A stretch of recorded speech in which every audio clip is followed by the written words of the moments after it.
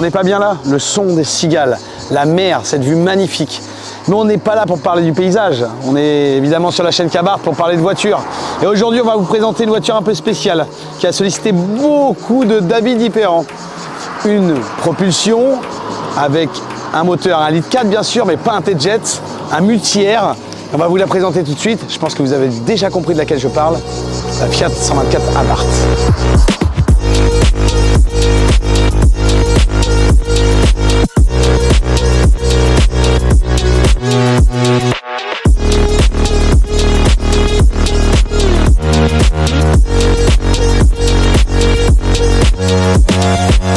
Alors, petite parenthèse d'histoire, il faut savoir que les barquettes, les 500 Abarth et même les Fiat 500, les amis, le moteur était à l'arrière, propulsion avec un moteur à l'arrière. Là, sur la 124, nous sommes en propulsion avec un moteur à l'avant. Ça, c'est intéressant. Car il faut savoir, là, un châssis quand même extraordinaire, ça reste une propulsion. Donc la 124 Abarth, quand même, est une voiture où on peut vraiment prendre du plaisir sur un circuit. C'est une voiture qui est joueuse, qui est intéressante.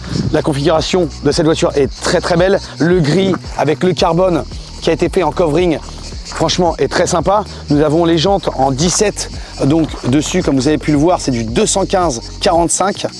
Les étriers Brembo qui sont mis dessus. On a une petite paire de pneus en Michelin Pilot Sport 5 dessus, qui tient bien, qui est bien. C'est pas ce que je préfère, bien sûr, mais ça fait son travail pour cette configuration et pour cette voiture.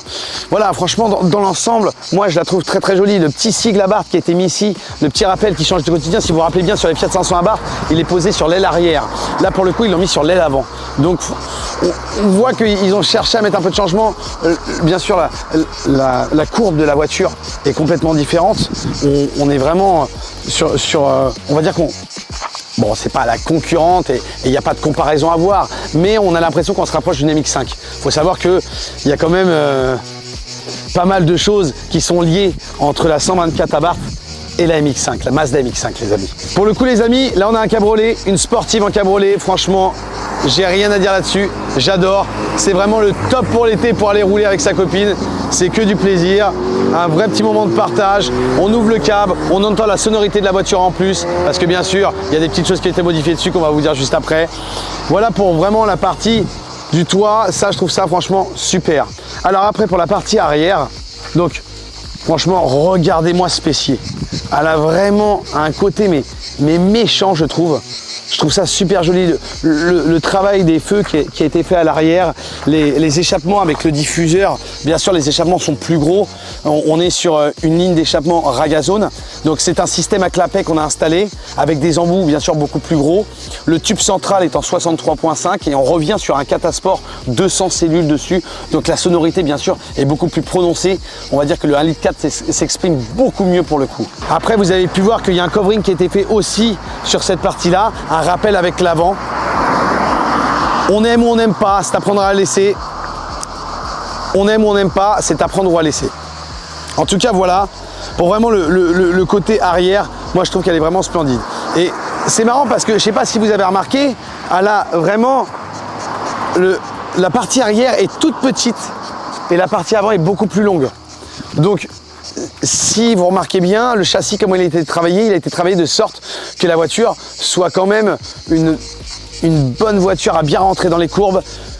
On a un petit fessier, donc le petit fessier forcément, dès qu'on va arriver un petit peu fort dans un virage, elle va avoir tendance à se dandiner un petit peu. Donc on va avoir plus de poids à l'avant, moins de poids à l'arrière.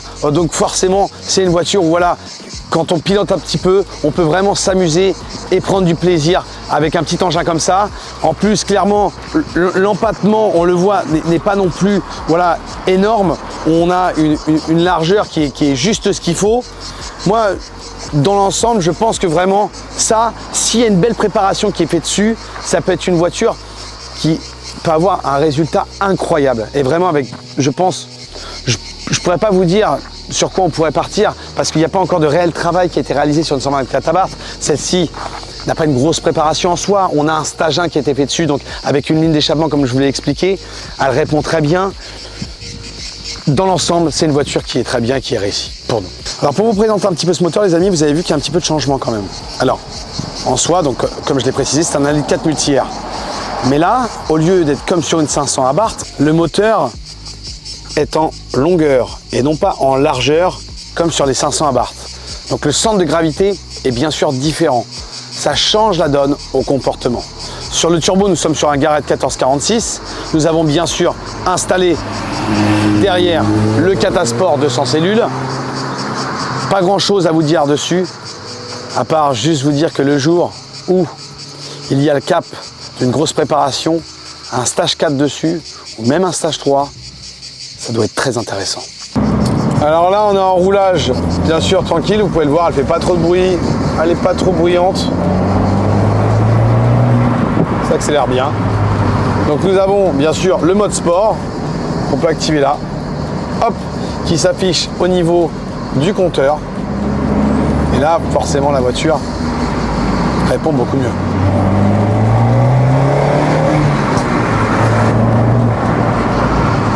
Avec un petit retour, comme on a pu entendre, Max, tu as vu, c'est sympa. Et on peut avoir encore plus de retour en appuyant juste sur ce petit bouton. Qui fait que là, maintenant, du coup, la voiture est ouverte. Les valves sont ouvertes. La ligne se libère complètement. C'est parti.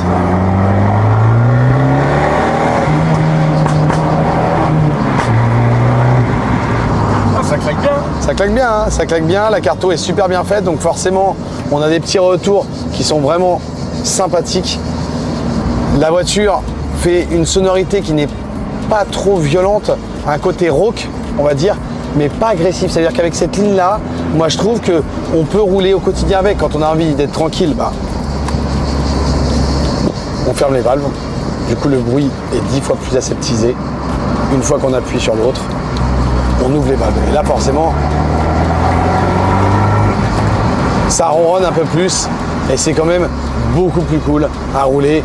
On a encore une fois ce côté sportif. Alors les amis, on n'est pas bien franchement là, avec ce long capot là. On se croirait limite en SLR AMG. Franchement, quand t'as pas les moyens de t'acheter une SLR AMG, bah, on peut se prendre une 124 Abarth. Et pour le coup, bah, déjà on aura le capot. Peut-être pas la puissance, mais en tout cas largement de quoi jouer et largement de quoi s'amuser, croyez-moi. Elle rentre tellement bien dans les virages. On prend un XT intérieur propre. Elle est vraiment super à rouler. Il n'y a rien à dire. Pour s'amuser, j'imagine absolument pas ça avec un stage 4 ou un stage 3. Ça doit être incroyable. Vraiment. Déjà avec ce stage 1, la voiture est juste top. Il fait des retours, vous avez vu ça, les retours ils sont incroyables. En stage 4, ah ouais. en propulsion. Incroyable. Oh là. Alors il faut savoir que les retours, voilà, c'est un réglage carto. Hein. Bien sûr, on l'a fait parce que la ligne a été modifiée et le Catasport a été installé. Sinon, on n'aurait pas pu le faire. Nous avons remarqué dans les statistiques YouTube qu'il y a beaucoup de gens qui nous regardent mais qui ne sont pas abonnés. Abonnez-vous les amis. Abonnez-vous. Il faut s'abonner à la page. Bon les amis, en tout cas, j'étais content de vous présenter cette petite 124 Abarth. Ça change du quotidien de toutes les 500 Abarth qu'on vous présente avec les préparations, stage 1, stage 2, stage 3, stage 4. Là, on était sur quelque chose qui sort du quotidien de la chaîne. J'espère que ça vous a plu. N'hésitez pas à nous laisser un petit commentaire, nous mettre un petit like, ça nous fait toujours plaisir. Et on se voit très bientôt pour une prochaine Abarth les amis. Ciao, ciao, bye bye.